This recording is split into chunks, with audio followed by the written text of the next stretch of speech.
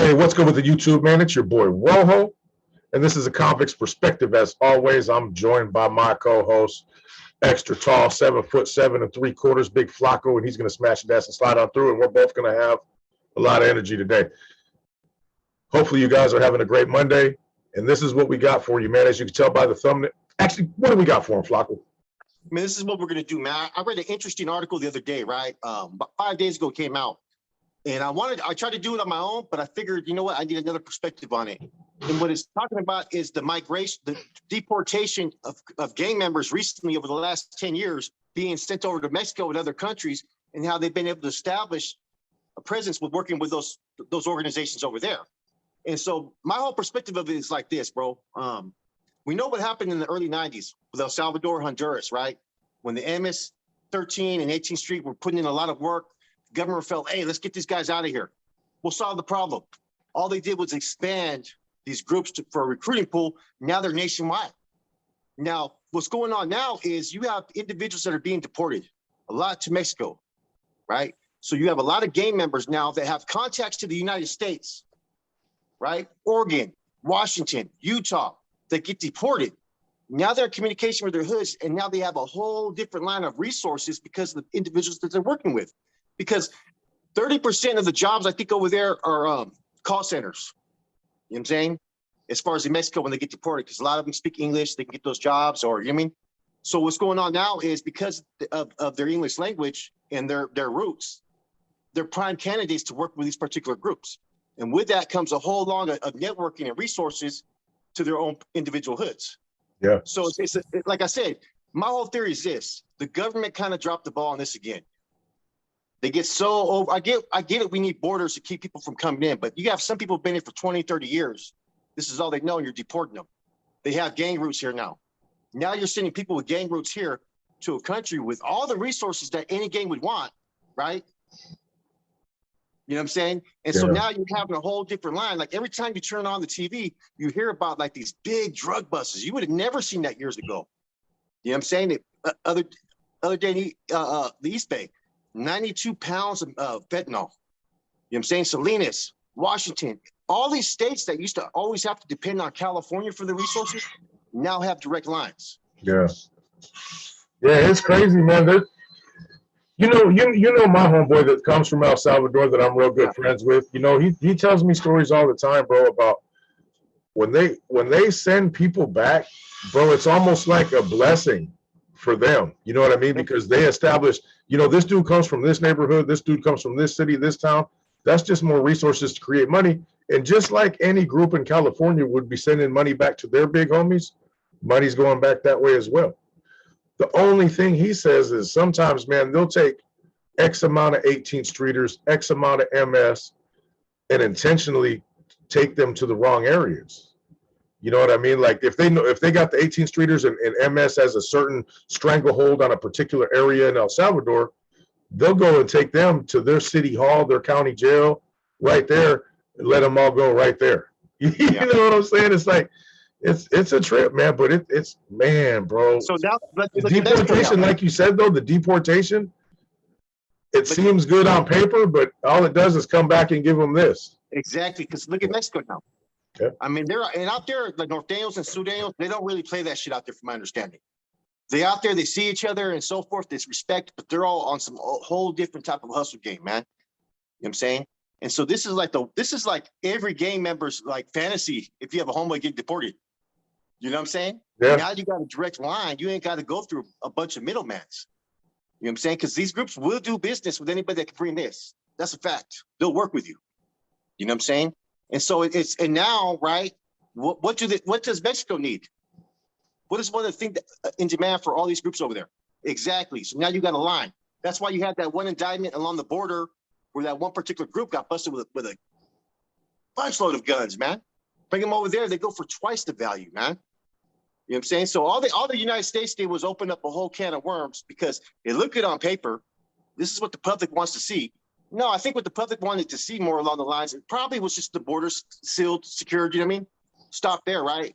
Yeah. But if you've been here for 20, 30 years and you become more, I guess, Americanized, now you're getting over there, but you got all your connects over here. Now you're going to establish your resources, especially with gang members. What's the one thing that we're taught, Rojo, before we parole to the streets?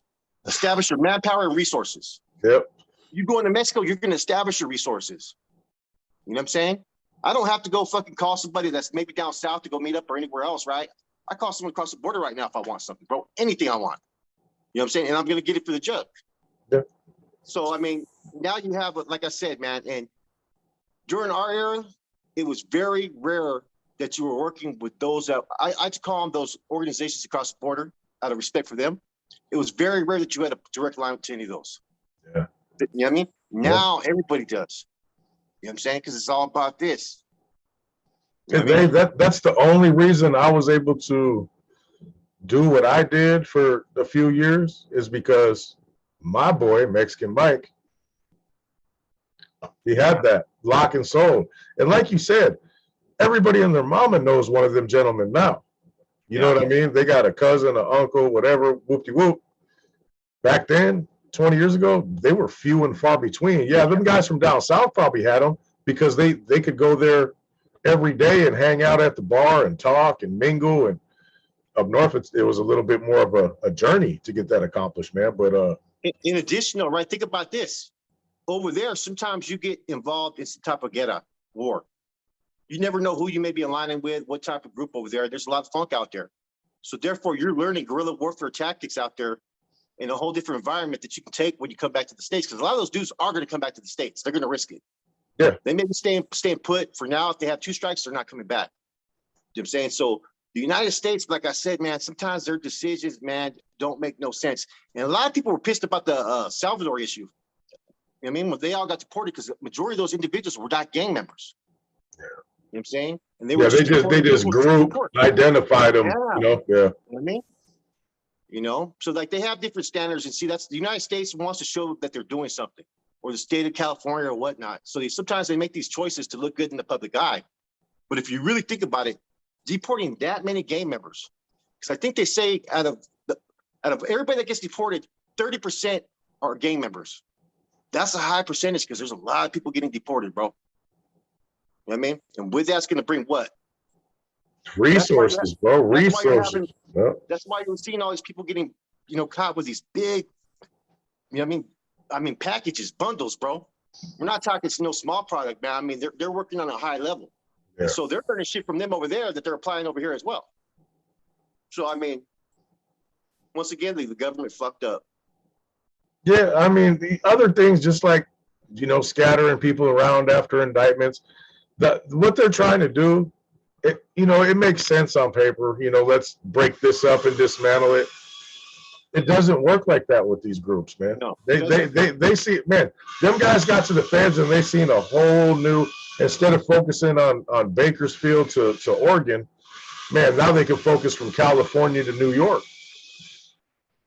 You know what I mean? And the potential numbers that come involved with that, and the new acquaintances, the Barrio Aztecas, the whoever. You know what I mean? Oh, hey, we're over here. Oh, you're in Mexico over there? Hey, let me make one phone call. Yeah. Resources. Oh, okay. We get over here to here. Yeah, the reason everybody still comes back too is still because, bro, Mousie's told me about El Salvador, bro, and you don't want to be there. The people from there don't want to be there. And he's lucky that he made it alive, because I know 2 people that were homeboys that got sent over, they got killed. Yeah. You know what I mean? Well, he's not able to be deported. You know what I mean? He was born here. But the thing is, they want to get back here too, because even if you got hella people in the US sending you money, you're still in that fucked up environment. There's no escape into, a different neighborhood or different this, because it's all the same, bro. It's war through the whole state. And not only with 18 and MS, but with the army, with the police. They want to get the hell out of there. They might be living better than their neighbors because they got money coming in from the US, but it's still not US type money because there's nowhere to go there. There's nowhere to go that's safe. The whole country is dangerous, man. You could be 20 miles away in the woods and establish you a compound. Somebody's going to come see you. It's not like America. You get in trouble in California, you could go hide out in Kentucky. You're messed up down there. It's a constant threat of death every day, bro. Oh man. And so they're trying to come back, and they're trying to get them real American dollars, because You know, somebody sends, let's say their neighborhood sent them 10 G's, man, they're probably supporting 50 dudes down there. You know what I mean? That are stuck in their particular section of 18th or MS or whatever else the case might be. Yeah, I had a homeboy that was out there in Mexico City on the run, man. And the other homeboy told me when he went to go see him, he was kicking it with all those cats out there, you know what I mean, NLR and stuff. But he wasn't doing too good out there, bro. You know what I'm saying? Like, it's a struggle, bro. Either you have to get involved or you don't, bro. You have to. There's there's limited choices out there. Yeah. You know what I'm saying? And so what the article said further was they're becoming, what do you call, prize recruits. Because, you know, they operate a little bit different, different type of intelligence and so forth, but they just need time to adapt to the environment, man. Which, when I read it, I thought about it, man. I go, look at this shit, man. You know, there's going to be dope coming through across the border for about 20 years now on a consistent level. You know what I mean? Is what it is, though. No, it's never gonna stop, bro. No, And the United States don't even really necessarily want it to stop either, you know, because that feeds the jail systems, that feeds all kinds of stuff, bro. You know, it ain't going away. No, yeah, we could have stopped it. If the United States wanted to stop the drug trade, they would have stopped it a long time ago. They would have at least reduced it to the point that it's so much that a damn 8-ball is going to cost you 500. You know, they could have got the supply down that bad. They would have put pressure on Mexico that we need to do something about it. They would have went over there and did some operations. We already know it. You know what I'm saying? They just don't want to. No doubt. It's what it is, though. Yeah, and it don't, and like a lot of people say, it don't matter. It could be another country. You know what I mean? It could be if the thing was if the action was like that in Belize or Costa Rica. You know, people say, oh, why do you target El Salvador? Why do you target Honduras, Guatemala? Because that's where the shit's popping off. It has nothing to do with them as a people, their country, nothing. Belize and Costa Rica, it's not popping off like that for whatever reason. You know, it's the same geographical location essentially, but it doesn't matter when you have that kind of environment and people come here and get deported, they join gangs. The same thing will stem up everywhere. Bear in mind, right? Before we have this new dude who can't remember his name in office, right? For 12 years, all the way back to the Obama administration, Obama was known as the deporter in chief. He deported more people than anybody. So think how long a period that is of sending, you know, people who have gang affiliations and so forth over there. That's a long time, man. 12 years. Because those same policies continued into the Trump administration, of course. Now they're trying to kind of stop it. We'll see how that works, man. But 12 years of deporting people has look at all the changes I've seen. I've seen tons of changes since then, man. Things that are available out there in the streets as resources that we would have never really had in line unless you were someone like me or you out there in the streets. These common dudes are having that access now, bro. It's crazy. I agree 100%. Times have changed. Times have changed a lot. It's a whole new era, a whole new way of doing things. I don't know. I don't know, bro. I don't know what the government thinks sometimes when they make the choices they make. It's almost like they don't have foresight, or do they? Is that what they're, you know, do they have? I don't know, bro. You know, look at now, because the Sacramento issue, they're gonna come down on firearms now. They always use certain cases as a stepping stone to fucking just fuck shit off, man. You know what I'm saying? As an example, poly class, 3-strike law. You know what I mean? They have these laws in place, but they need someone to support it. So as soon as they got this travesty, they're all out there pushing it, man. Yeah. You know? Yeah, that same stuff's been happening for years, but that particular case, they're like, everybody's going to be extremely appalled. They're going to, and they jumped on it. You know what I mean? Yeah. But hey, I think a lot of it, I mean, I don't know. This is a speculation on my behalf, but I think a lot of the stuff that gets in here is kind of just overlooked. Like, okay, okay, we're going to get this one. You know, like, it's a bro. No, I seen that when I went across the border, man. They didn't even really trip off me. You know what I'm saying? I was like, all right, cool. They've never tripped off me either, but I haven't been across since the early 90s. But now they're going to go, oh, this role from convict's perspective. Did I have your autograph? Oh, bro. Yeah, I don't know. It's weird. It seems like, yeah. You know, I'm not a conspiracy type of person. We've talked about this many times. Yeah. But it seems like they're just making it look a certain way to pass certain things. But at the end of the day, they don't really give a shit. I don't know. That's how it looks to me. A little something different for the day. I figured a little different convict's perspective, you know? No doubt. Anyway, hope you guys have a good, productive week, man. It's your boy Rojo, Big Flacco, Convicts Perspective. Stay tuned. We'll have some more stuff coming at you mañana. Appreciate y'all. Have a good one.